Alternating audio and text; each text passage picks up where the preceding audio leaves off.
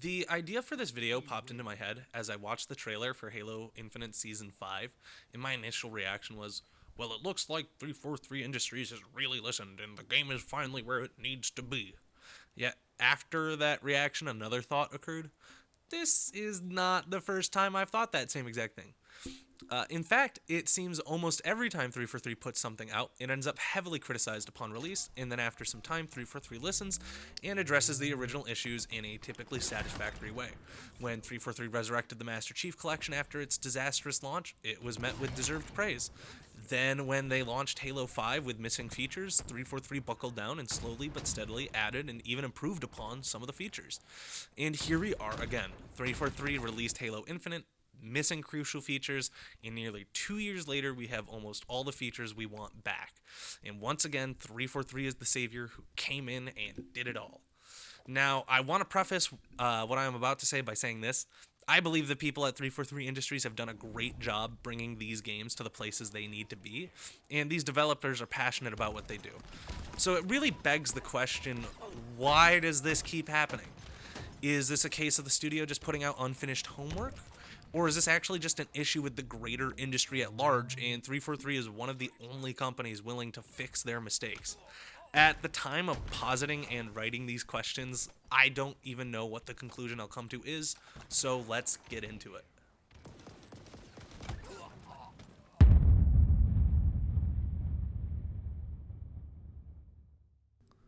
So, technically, 343's first solo project was Halo CE Anniversary.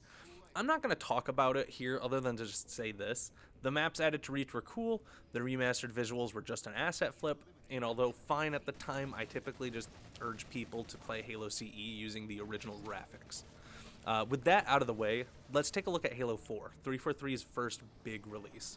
Halo 4 is interesting and unique in the way that while, yes, the game was heavily criticized at launch, it now, as time passes, the general consensus is that it was actually a pretty good game at launch.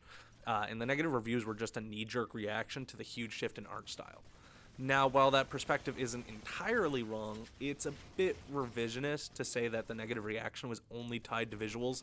Halo's 4's campaign was pretty good, had a good story, but the story was more interpersonal than previous Halo games, and I would imagine that threw some players off. Additionally, gameplay changes such as the much-loathed custom loadout system and weapon descoped messed with the gameplay loop to a degree that drove away more of the veteran players who preferred more classical gameplay. And I am not even going to get into the debate around sprint. Now, that all said, Halo 4 these days is looked on more favorably. So what did 343 Industries do to save Halo 4? Well, honestly, not much. I remember a big update back in the day that changed battle rifles from a 4-burst kill to a 3-burst kill, and then mildly tweaked some other gameplay mechanics, but that's really it. The comeback story for Halo 4 isn't one where the game was saved by the dev, but a unique case of an audience maturing and looking more logically at the good game that Halo 4 was to begin with, and throwing away that initial and more emotional negative reaction.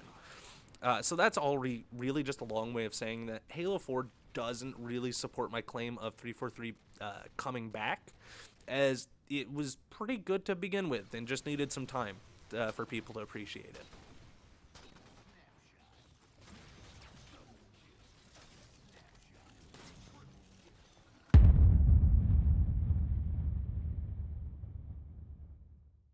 Now, if Halo 4 doesn't support my narrative, the Master Chief Collection, or MCC for short, definitely does.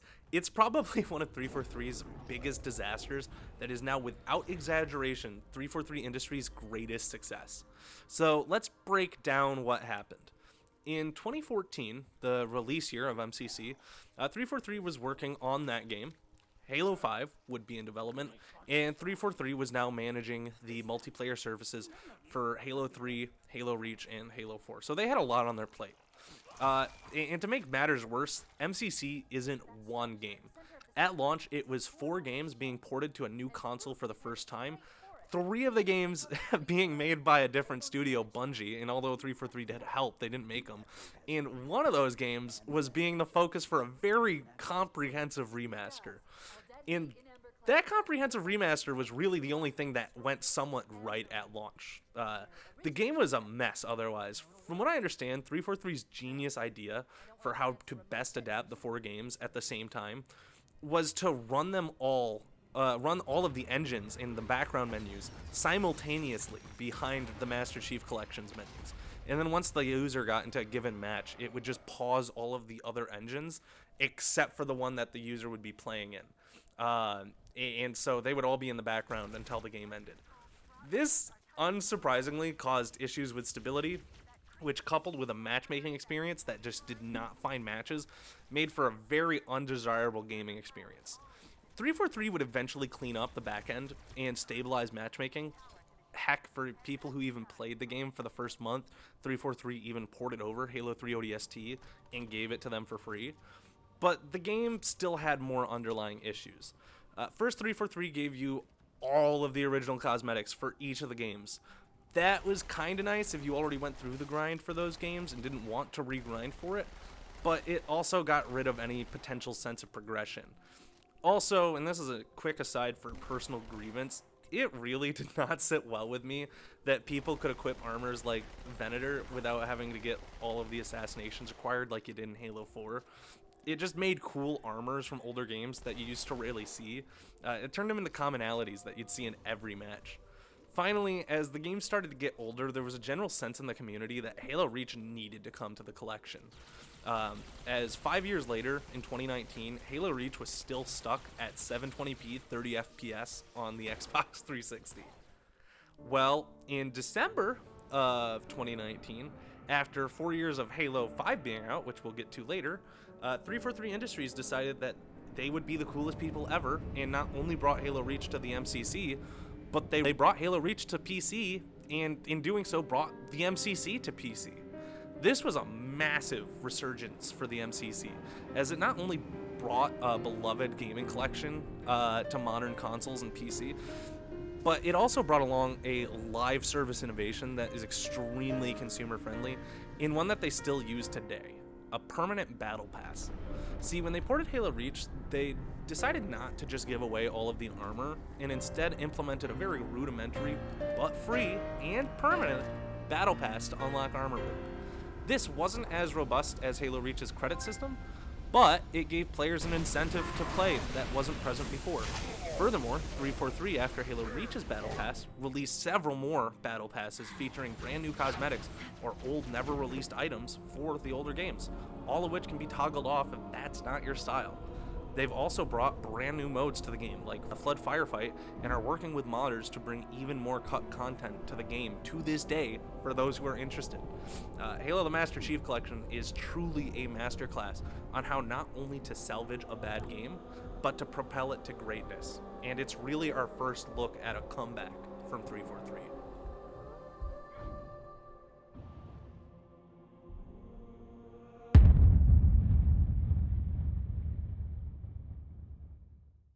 Let's backpedal a bit though, as 4 years before the renaissance of MCC, 343 Industries had released Halo 5 Guardians, the next mainline entry in the franchise. Although much more stable at launch than the MCC, it featured a much more divisive multiplayer, a lackluster campaign, and was missing features like Forge at launch.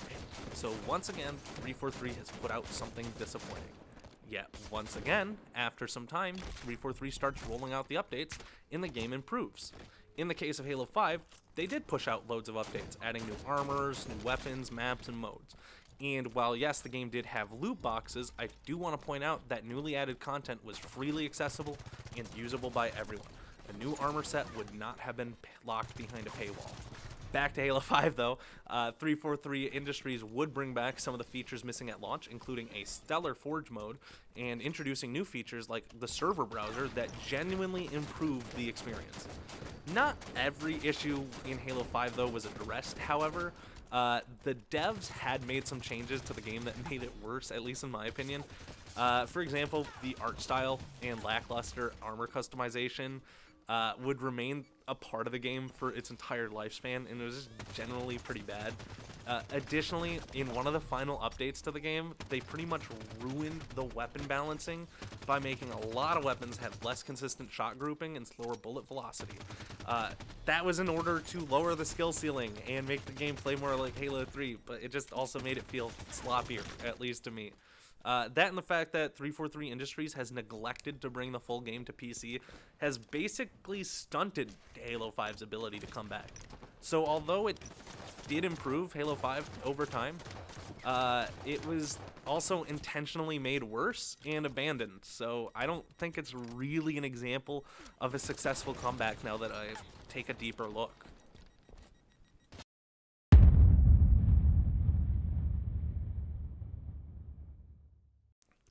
That brings us to today. I'm going to skip over Halo Wars 2 for two reasons. 343 didn't make it, Certain Affinity did, and the game was and is still good, so no comeback required. So glossing over that, we're brought to Halo Infinite, a game that was so devoid of content and multiplayer features that up until recently, I scoffed at Microsoft's claims that it would be the 10-year Halo game.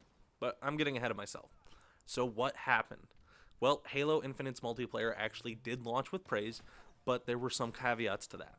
Although the initial feedback was positive, that was a result of the multiplayer surprise launching before the official release of the game. So it was under the guise of a beta. That left people expecting that what they were getting was just an appetizer for the main course, the full fat package. Well, if you don't care about the campaign, then that full fat package was rather anemic. The beta was pretty much all there was to the multiplayer. Now, quick aside, the campaign is, in my opinion, pretty great, but not even that was left unscathed, as you couldn't play co-op or replay missions at launch. Back to the multiplayer, though, things were made much worse, in my opinion, due to the theme of the first Battle Pass. It was themed after Halo Reach, and all of the armors were from that game. Why is that annoying? Well, this is the fourth time a Halo game's progression revolved around unlocking armor from Halo Reach. The first example is Halo Reach itself. Then Halo 5 had a content update where the new armors to unlock were from Halo Reach. And then, of course, the first Battle Pass for the MCC was to unlock armor, again, for Halo Reach. And that finally brings us to Halo Infinite's first season, where the majority of the armor of the game was from Halo Reach. That means for over a decade, we've been regurgitated the same cosmetics, and at least to me, that's kind of fatiguing. Other launch issues, though, revolved around the omission of features such as Forge and the server browser, which at that point was already in Halo 5 in the MCC. 343 would eventually, like as seen before, address these issues. As of the time of writing this script, the game features campaign co-op and mission replays, more armors and weapon cosmetics, Forge and the server browser that not only were added but improved from the previous game. And with the next season soon to launch, huge features such as Firefight and AI are going to be spawnable in Forge maps. It appears that with Season 5 of the game, it will not only be feature complete, but it'll make Halo Infinite the preferred Halo title to play for most of Halo's divided audience. It's frustrating because I'm excited and I'm eager to play more Halo, which after writing I realize is not something I've said in the last few years. But as huge of a Halo fan as I am, I don't feel like we should be letting 343 off the hook as easily. Especially considering that they aren't some plucky underdog compared to Bungie like people often like to attribute. The fact is that 343 should have more resources at its disposal, considering it's owned by one of the wealthiest companies on the planet, Microsoft. Additionally, while they do deserve credit for getting the game to the point it's at and genuinely listening to the community, it's been inexcusably slow. Halo Infinite only has two saving qualities, in my opinion, that prevent me from saying it was a complete disaster and shouldn't be redeemed. And that's its permanent battle pass and its free price tag, at least for the multiplayer. These are two very consumer-friendly practices that leaves me coming to the conclusion that although 343 has a level of ineptitude, it's not maliciously based. And I do think the studio means well. That's where we get to the final part of my rant here. 343 compared to other developers.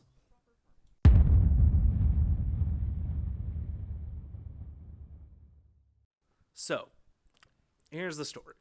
343 puts out a bad or unfinished game, and Luckily for them, but unfortunately for us, they're not the only ones who do it. A lot of other big budget studios also put out bad games. That means this really isn't a 343 Industries problem, but a problem at large. Let's take a look at some of Halo's contemporaries. I'm going to focus on EA and Activision Blizzard because they are both well-funded, like 343 should be, and they have a problem with putting out bad games. Or, unlike 343 Industries, sometimes putting out good games that they then make worse. So first, a brief look at Mass Effect Andromeda from EA.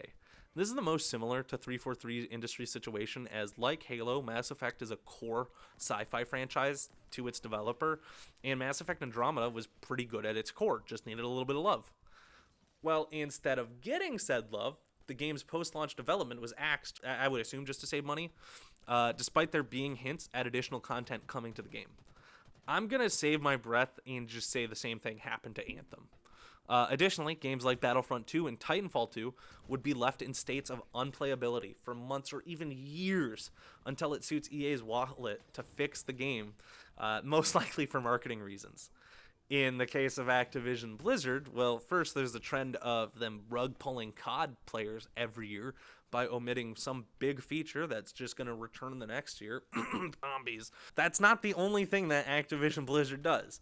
In the case of Overwatch 2 and Diablo 4, you have games that were pretty enjoyable at first, only for the devs to then try and milk the player base for cosmetics and microtransactions, as they barely put any development time into gameplay or adding content for free. So when comparing that sort of behavior to 343, I'm ultimately left to begrudgingly give them the benefit of the doubt once again. Yes, they have a chronic issue with putting out games in bad states, but they also seem to have the integrity to stick with their mistakes and improve upon them, instead of just letting them fester.